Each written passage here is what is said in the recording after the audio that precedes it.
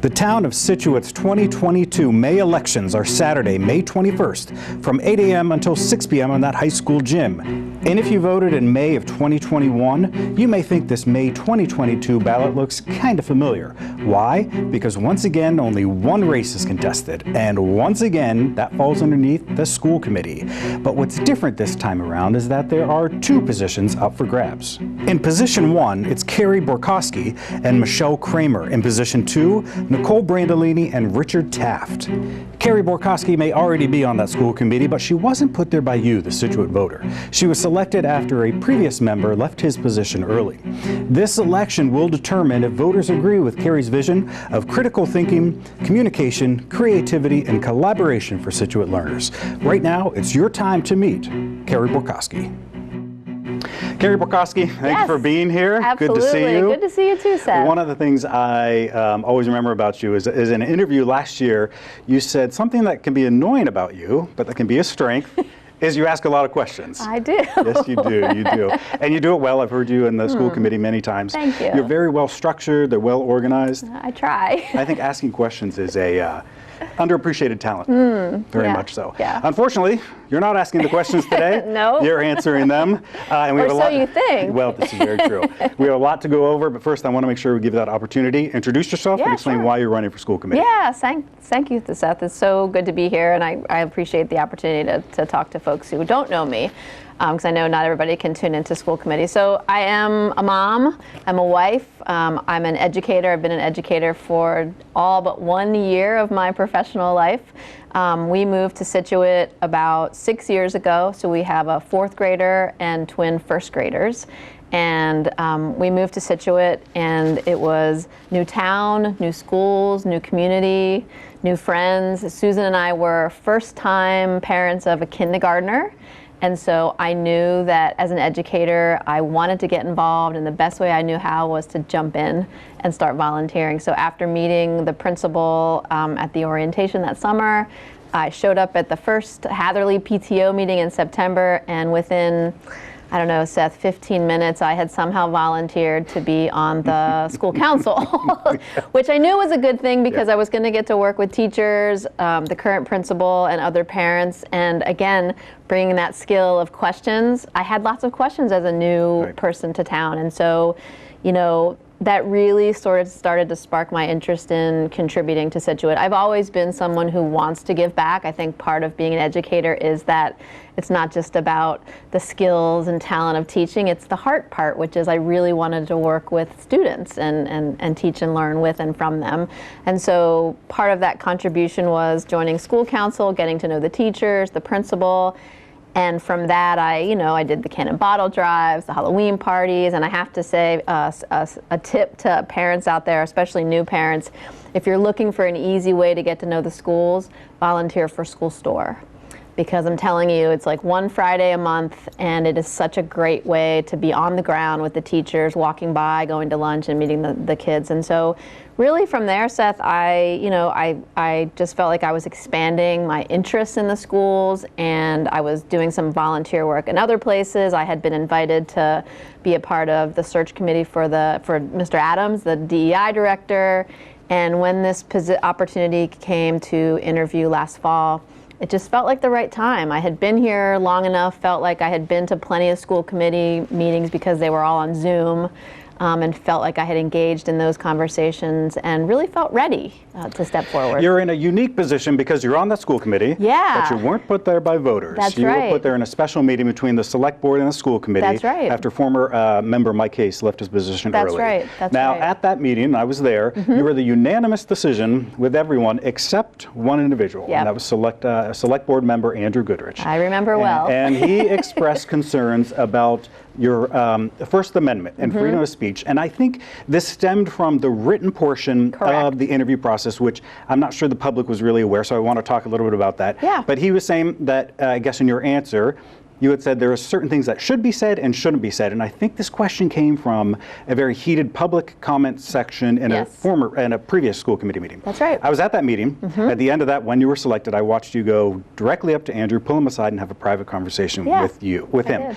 2 questions. One, can you explain what the question was, what you wrote, and what you said to Mr. Goodrich after that meeting? Yeah, so I'm glad you pointed that out. I am in a unique situation, and I'll be quite honest with you, Seth. I feel like in some ways I've been, way more vetted than other folks who maybe have run in past elections and who are running in this election, because part of that process was we had to respond to multiple questions. It was 9 of us. We each got the questions from the committees that were involved. We had to submit answers, and then we had to do an additional sort of essay before being then peppered live by both committees. So I feel like I was fully vetted, and all of that. The documents were put online, so they're even there now if folks want to go. And I think it's on the Select Board site. You can pull those down and read my words, my letter of interest, as well as my responses to those questions. And then, of course, the interview is also available. It's actually on my website, but it's also available through town. The question that Andrew was referring to was one of the questions asked about, what would be an issue that would be important to you, and how would you want to contribute to that issue. And the thing that I was getting at was I was at that December school committee meeting where a few of our community folks just spoke about a topic in what I thought was a disrespectful way, using language that was inappropriate and quite harmful, actually, to people that were potentially at the meeting and then to our students. And what I said, what I felt in a very measured and respectful way to then Chairperson Gates was, I think the school committee, like other committees in town, should seriously consider a paragraph or a statement at the beginning of each meeting that says we will conduct ourselves with respect, civility, et cetera, that kind of. And there are other committees in town that were already doing this. And in fact, the Select Board recently had adopted language as well. And so in my statement to interview for this position, I was hearkening back to that particular situation and just sharing that there is, and I was very clear in the statement, so this is why it was very surprising that Andrew brought this up. I was very clear that my goal is never to squash anyone's voice. In fact, I want us to have more discourse, and disagreement and questions is where the magic happens, in my view. What I don't want, however, is for us to permit each other to be disrespectful. Because what I said to Mr. Gates at the meeting is, at a very minimum, we're modeling behavior to our students. That students attend these meetings, and during the pandemic, there were actually quite a few students who were attending the meetings. And do we really want our students to see us and hear the adults in the town speaking to each other in disrespectful ways? Because you know as well as I do that if you're discussing something with someone, if you aren't able to articulate your points in a respectful way, you've shut down the debate before it's even started. So that's really what I was getting at. And my reasoning to going up to Andrew after the meeting was, well, one, now I understand what it feels like to listen to public comment and not be able to respond, which is sometimes very difficult. 2, look, I'm a person who wants to reach across differences. I want to understand perspectives, even if I fundamentally disagree with you, and I wanted to explain myself to him. And at the end of the day, he explained where he was coming from. I talked a little bit more about my perspective, and he and I have met several times recently to talk about issues we have in common and things he would like to see happen. So I thought it ended very amicably, even though he, raised that point. And in fact, in some ways, I'm glad he raised it because, once again, I had an opportunity to learn how other people were perceiving that. I did interviews with the school committee candidates in 2021. Yeah. The topic then, of course, was COVID and the pandemic. That's right. Thankfully, I think this time around that has shifted, and the focus really is on, which is great, academic excellence. Yep. It's on almost all the candidates' websites. We hear it all the time in school committee meetings. Yeah. I think I'm wondering this, is that when we say academic excellence, there's so much data, information, there's so many reports, articles, ranks. Yes. When you think about academic excellence here in the Scituate Public Schools, where do you go to get your information? That's such a good question for lots of reasons. And because you go to all the meetings, you know I'm a big data person. And in fact, one of my primary roles as a professor at a university is to work with students on a day-to-day basis with their research methods, which means we're thinking about how to articulate good questions, what kind of data we should be collecting and from whom and what sources should we be getting that data. So this is sort of a question that I'm right up my alley. So the first thing I would say to you is in our schools, right? So if we want to think about academic success, we should be asking our teachers, we should be talking to our students about their lived experiences, we should be talking to leadership about what they've collected. And I can tell you, I just met with my first graders teacher the other day, and they do have data. They have literacy data and they have progress data that they can share with parents and caregivers to help them. I think the other wonderful thing that, again, as someone coming into Massachusetts, I've learned very quickly is DESE has a publicly available data, so you can pull down MCAS data, you can pull down graduation rates, AP success. So I think a combination of local data from the leaders and staff of the schools, but also anecdotal kind of data from the students themselves and from families, and then looking at the state level and even the national level, because I'm sure you know that the U.S. News rankings just came out, right, and so I think the good news is Scituate went up in the rankings, right, which was a great thing, and there's been a recent report about our performance on AP tests and how in many subjects we are more highly ranked. We're above the national performance. Now, I will say that in places like math and statistics and computer science, there's lots of opportunities to improve. But those are the places I get my data. So now that you have all that data, yeah. I mean, this is a very broad question, definitely, yeah. but how academic excellence here in the Scituate Public Schools, what do you think? Yes, good, bad? So I think we are doing well. I mean, I think there's a lot to be grateful for, and I think there's a lot to be pleased about and proud of. I mean, our students, if you go to the if you go to the DESE website, for example, you can look at MCAS scores, but you can also look at graduation rates. So we are among the highest in terms of graduation rate, almost at 100%. And then if you look at if being college bound is important to your family, we have lots of students going to pretty amazing colleges. So I think there's some good news there. Sure. As I already mentioned, the report came out around AP performance, so 3 or higher on AP, and there are lots of subjects that we are above the national average. Can we get better? Of course.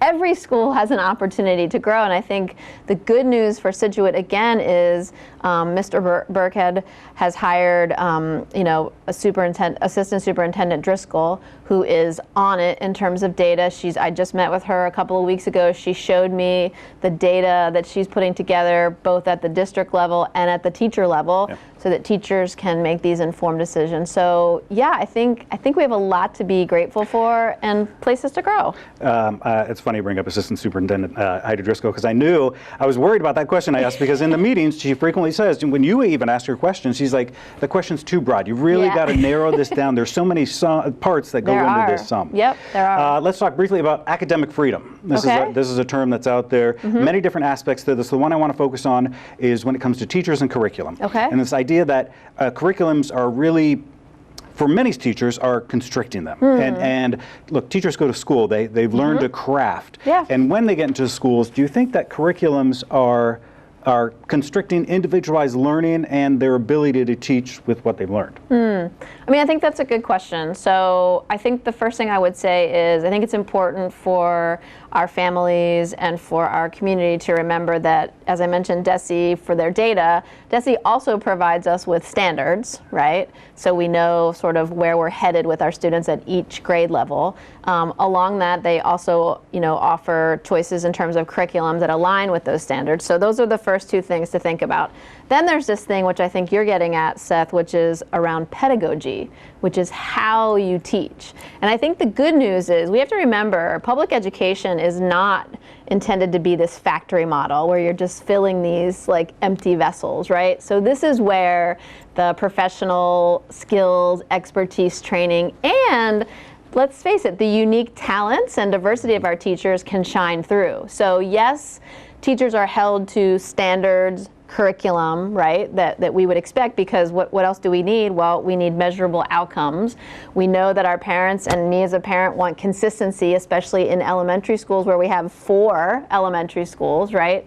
And so being able to combine curriculum and standards with the art and science of pedagogy, I don't think it constricts academic freedom in the ways that you described. I mean, I haven't, in my conversations with teachers, that's not what I hear them talk about.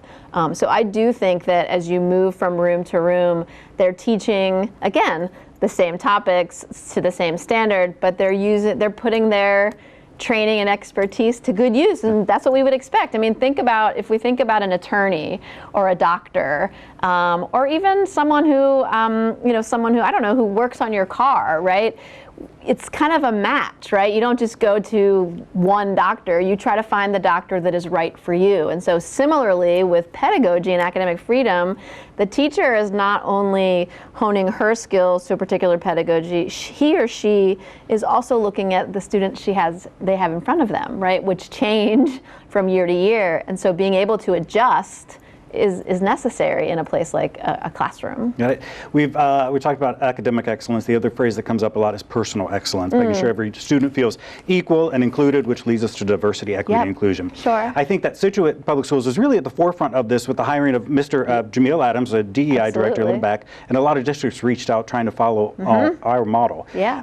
That said, this position wasn't welcomed by all with open arms. And there's a side that feels as though DEI does not belong in the school system. When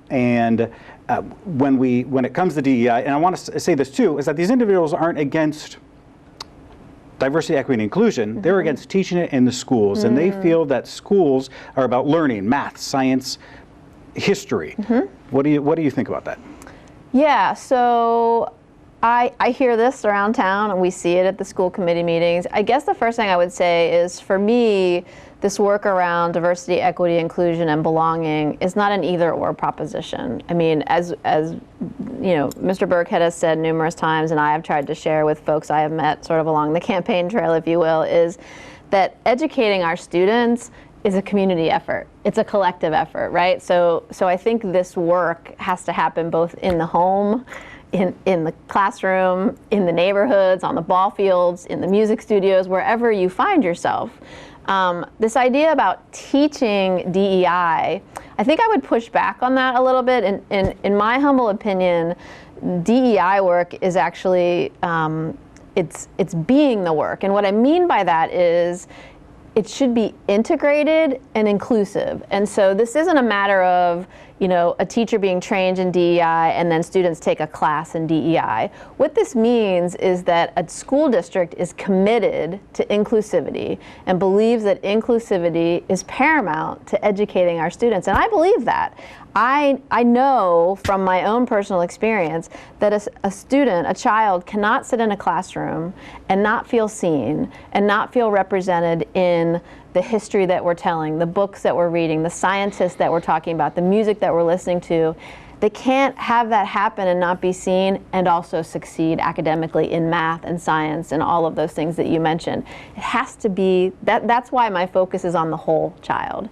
And so when I talk about a commitment to DEI work, Seth, it's really about creating an inclusive culture where every time a student comes into any classroom, there's an opportunity to see and value all the diversity that is in our schools, and let's be honest, in the world. Because the other thing I hear parents talk about, which I'm so glad they bring these questions up, is what are we doing around career readiness and also college readiness? And what I would say to that is this conversation around inclusivity is directly linked to students' preparation for the world. Because look, I've been in enough situations where professional contexts vary. And you need to be adaptable. You need to be able to navigate differences, listen to diverse opinions, understand different cultures. And so the only way our kids are prepared for that is if we're doing some of that work in our schools. Sure. When it comes to sexual orientation and gender identity, should that be taught in Scituate Public Schools? And if yes, what grade? So I'm not going to punt. I'm going to answer this question, but I want to be clear and remind everybody that as a school committee member, I don't have control over the curriculum. What I do is I help the superintendent, or what we do is we help the superintendent set measurable, clear goals. We hold him and his team accountable, and he needs to demonstrate that through data and otherwise, and also a fiscal responsibility. With that said, the good news is that question is often handled by DESE. And if you look at the standards right now, and I looked them up, and they're older, they're from 1999, so they haven't been updated. But by 5th grade, students need to have been taught or exposed to reproductive systems and sexual orientation and things of those nature.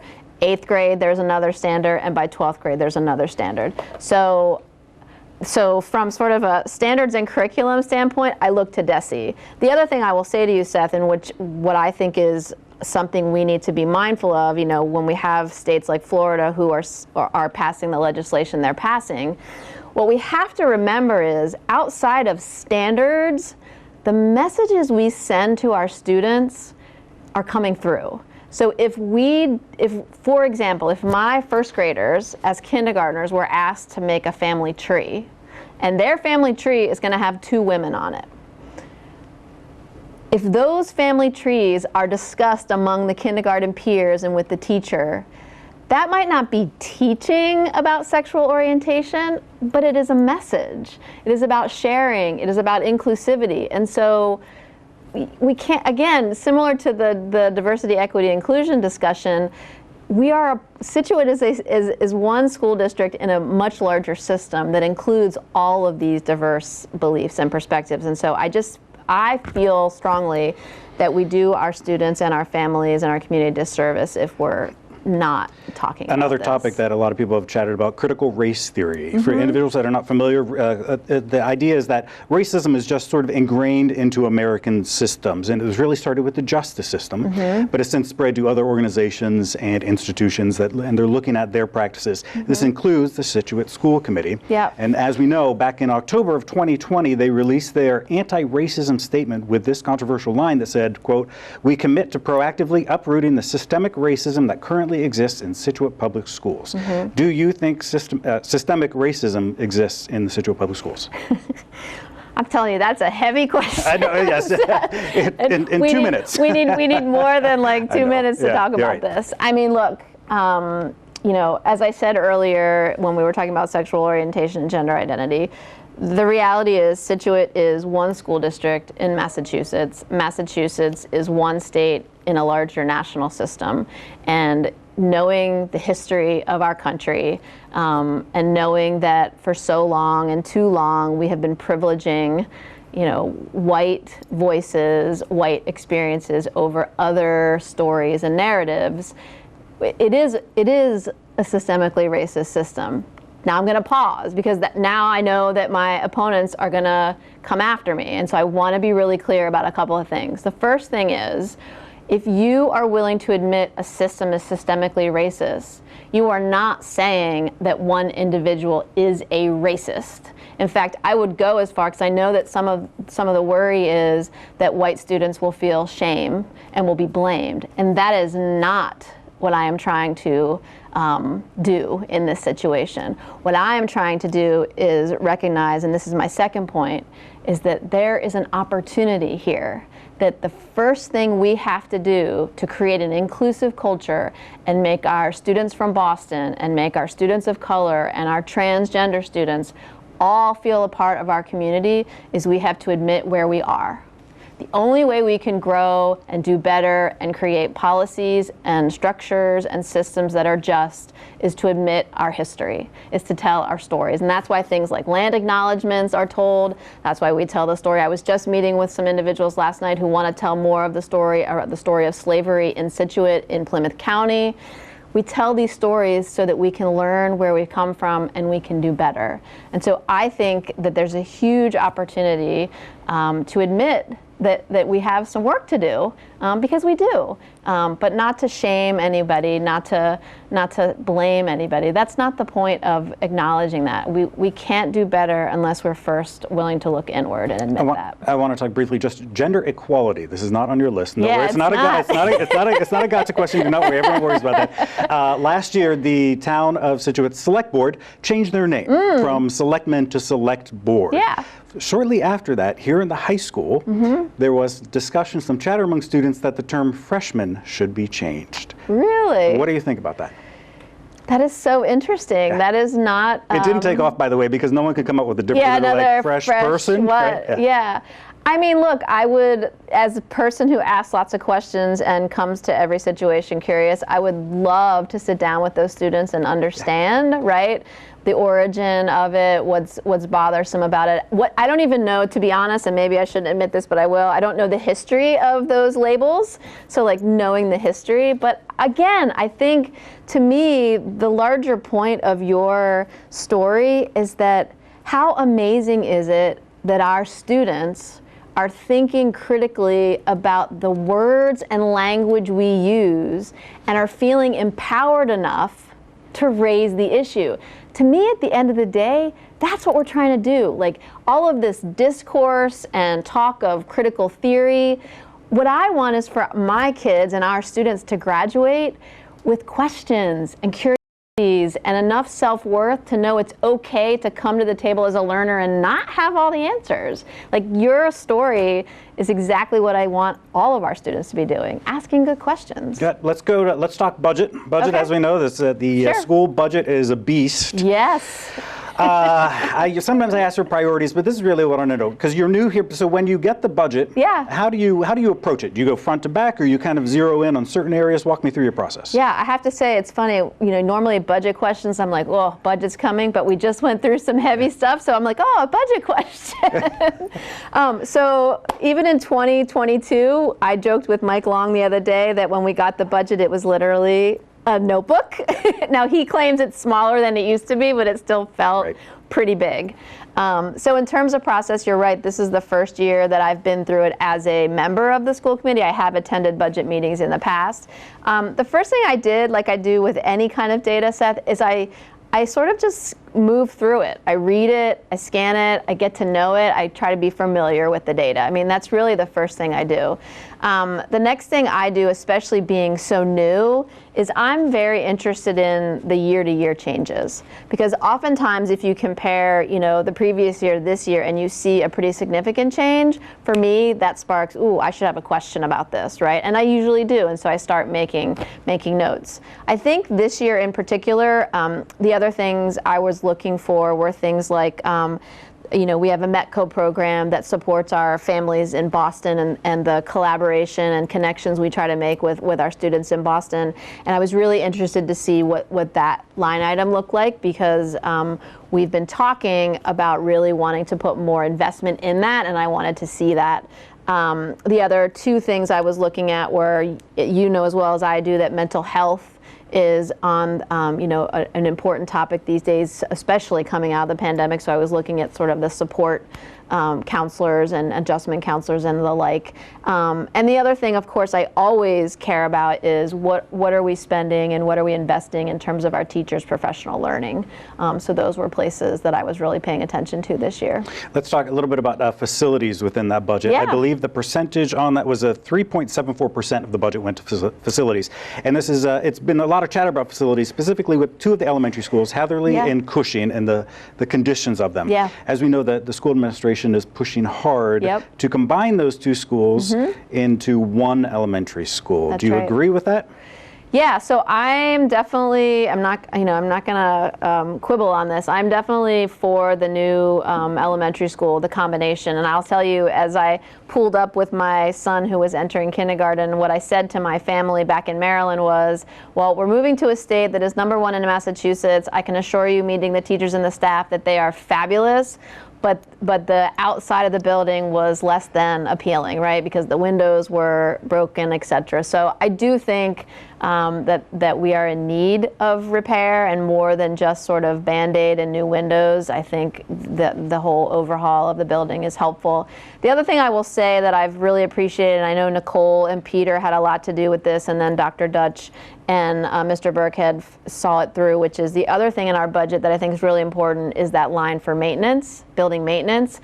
And so what Mr. Burkhead has committed to year over year is setting aside part of the school budget for the good stewardship of the capital that we have. And so what I feel like he's messaging to town is that we're not going to be coming to you every year with our hand out, because we are also going to set aside money to do repairs. And as if you attended the school committee meeting a couple of Mondays ago or watched the video, you can see that we're doing some great upkeep too. We're doing new locker rooms at the high school. We're doing some roof repairs, some window repairs. And so we are also taking it upon ourselves to make sure we take good care. When the superintendent went in front of the select board with this proposal, they were in support, except once again for Andrew Goodrich, who was very critical of this and said, look, you can't take care of these two schools, the facilities there. Why should we approve building a new one? What do you think? What's your response to that? Well, look, I mean, I really like Andrew, and he and I have had some conversations about this, and I think you know, we also need to be honest and remind folks of what Andrew's got his eye on right now, which is issues around water and a water treatment plant. And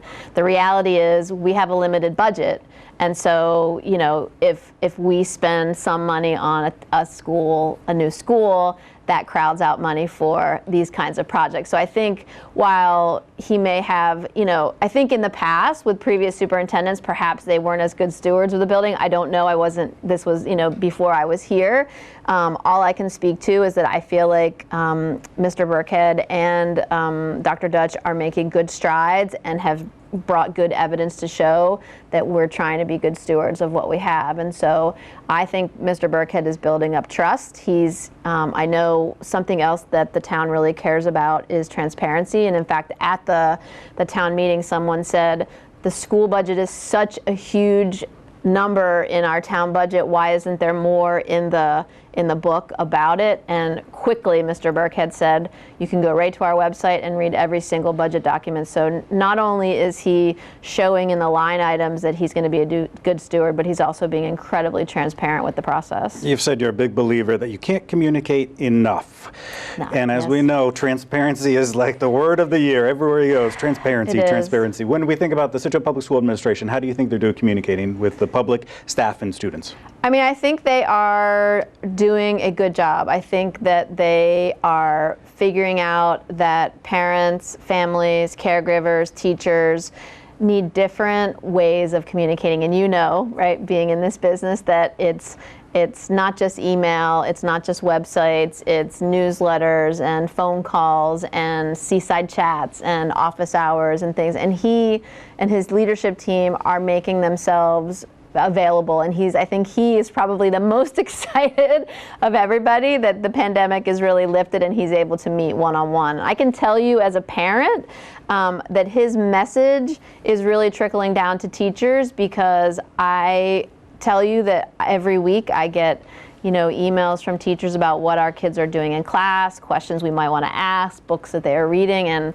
again, when I have questions that I want to discuss with either the principal or the teachers, they're very quick to get back. And so I do think they're doing a good job. I think, you know, I think one of the many things I love about Mr. Burkhead is that he's also a learner. And so he's sort of trying these ways and checking in with parents and caregivers, and he's going to make some adjustments, right? He's going to find different ways to collect data and different ways to learn and listen to people. And I think he'll continue to adapt. Scituate loves its Facebook and communicating on Facebook, for better or for worse. Yeah. The school administration has opted not to have a Facebook page. Good choice or bad choice?